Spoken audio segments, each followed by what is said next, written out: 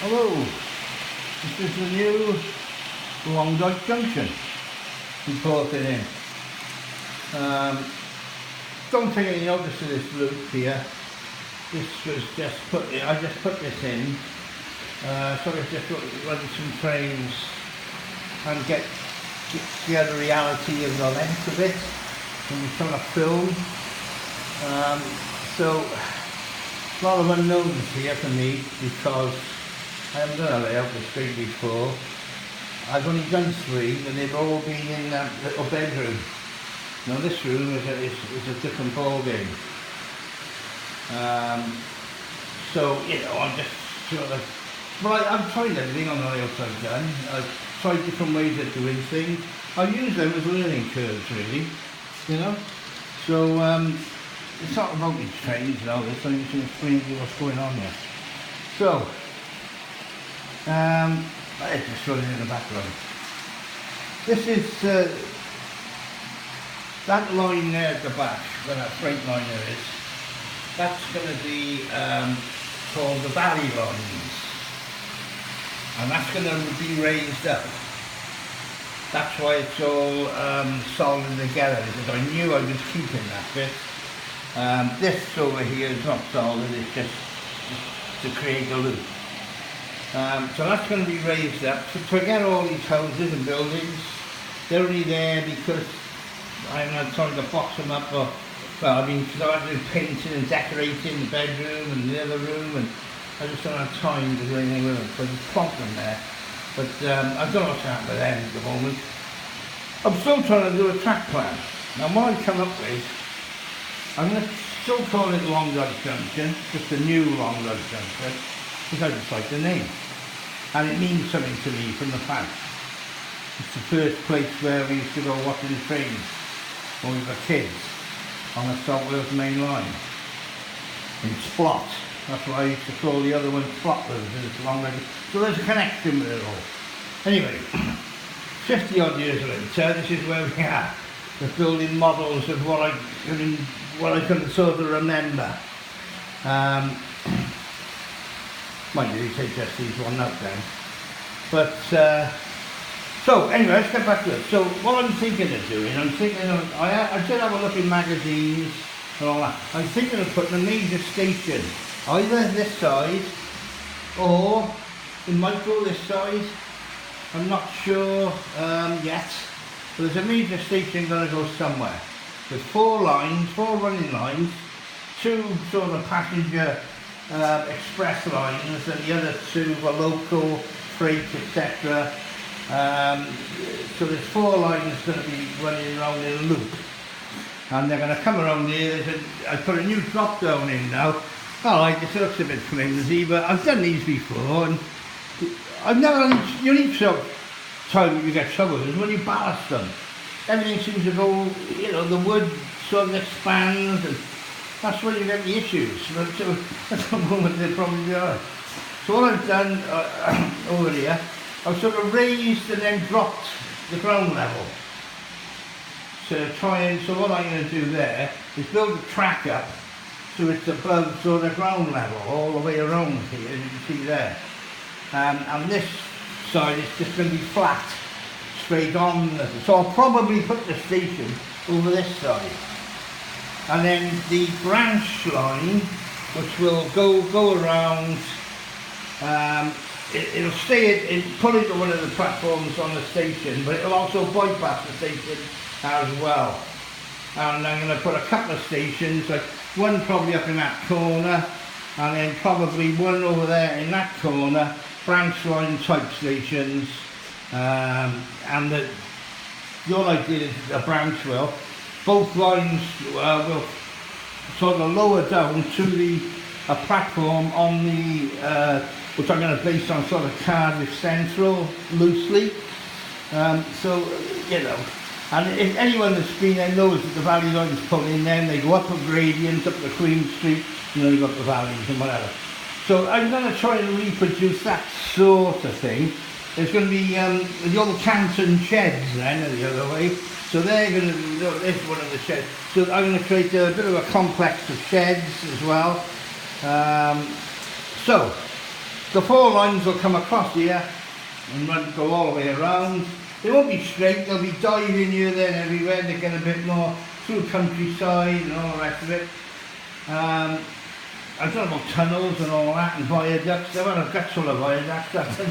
I might need viaducts all over. Although there's one sat there, I might stick one on the brick, but it just needs to be double tracked, so I don't know, we'll see what happens with that. So I finished the baseboards today, sort of thing. I've got to put the bus, I've left a few loose, put the bus wires in, which I haven't got yet. I'll go and get some tomorrow. So I've had some issues with the lighting in here. I put stronger bulbs in, and I've shut the curtains, so I think I'm getting a better sort of picture. It was just terrible before. So it still looks a bit dim to me, so I don't know. When I was building, I was going to put a hood over the top of this with lighting in, and then I thought, you won't need that. Sorry, I didn't do that. It's not too late, because the way I've done the back seams, they're only clipped in on 2x1. They will pull out. I could take them out and screw a bit of timber to them, and sort of suspend a light system. I may do that in the future if it's necessary. So it's just to show you really what I've been up to. I've cleaned all the mess up. There's all the mess up. So, you know, it's early days yet. You know, I still haven't got a track plan. I've got a sort of a track plan going on what's there at the moment, really, and remembering what it used to be like. But, you know, it's only going to be loosely based on that. So I'm still trying to devise that before I start. I've got a load of concrete sweeper track coming, because I prefer that, and when it's ballasted I think it looks better. So I'll use this this wooden thing on the valley lines, and the concrete sweeper on the 4 main loops. So it should be interesting. You know, we'll have a go. I've done loads of different things now, so I'm pretty versatile on most of this stuff. So we'll have a look, we'll have a go. It's just to fill you in on where we are, that's all. So, I'll tell you what, please a second. I'm just trying to think if I've forgotten anything. Oh yeah, I was thinking of putting a fiddle yard in, but I might not bother at the moment. There's something I can always add on a helix underneath at a later stage, because I'm going to have to really buy some more, you know, I'm going to have to put longer trains on this now. So, you know, I was only running 4 or 5 wagons and coaches before, so an investment is going to have to be made in the rolling stock. And of course, with the cost of the build, I can't do that at the moment, so that's going to take a while. I'm absolutely knackered carrying these boards. I live in a first floor flat, and carrying these boards up from being, you know, my knees are probably packed in from doing the building industry all my life. So I'm not going to build another one of these. I'm absolutely knackered. So this will be it now for the rest on. I might alter the actual track work, etc. in the future, but I won't be building nothing else. You know, I'm getting a bit too wary to do that anymore. The old bones and everything's just knackered now. It's not working like it used to, you know. So I'm going to have to, I think I've done pretty well on my own. I always work on my own. I've sort of shot, you might not read everyone's taste, everyone might think, oh, that's up to this. Look, it does me, you know, I've seen my layouts before. I don't get derailments, you know, so as long as the track is pretty good, you know, I'm happy with it, that's all. I'm a hassle free. I will probably be a little bit more adventurous with point systems this time and crossovers, and thinking I might get a couple of slips, and I'm going to maybe go down that road. We'll see. Because as you know, I don't really do the electric point like this, because it's too difficult for me to get underneath to fix them and all the rest of it. So if I do a fiddle yard, I always use the surface mounted in the fiddle yard to get easy. So it'll be all hand to God. This is why I always sort of keep the points all in one place. Like around the station area, And that's why I've always done like big scenic loops with no points in. Because you can just sit there and watch the trains. And at the end of the day, this is what I'm in this game for. You know, I like to sit there, cup of tea, for 20 minutes, run about 6 different trains, then go watch the telly or go to the pub or something like that. You know what I mean? That's what I'm into. I'm not into shunting and all the rest of it. And, you know, uncoupling things.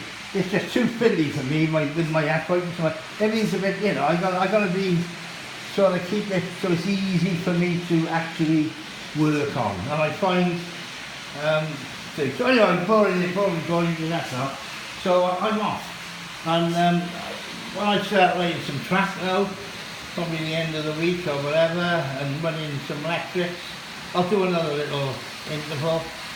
I'm going to try and video it as I'm going along.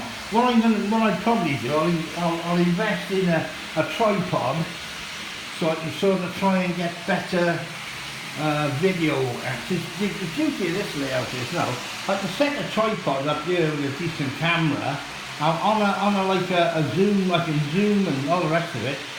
I'll show you like some good shots, especially from up here, looking down the layout, and probably better in the dark when that window is taken out of the equation. So we'll see anyway. So I'll catch you again. Bye for now.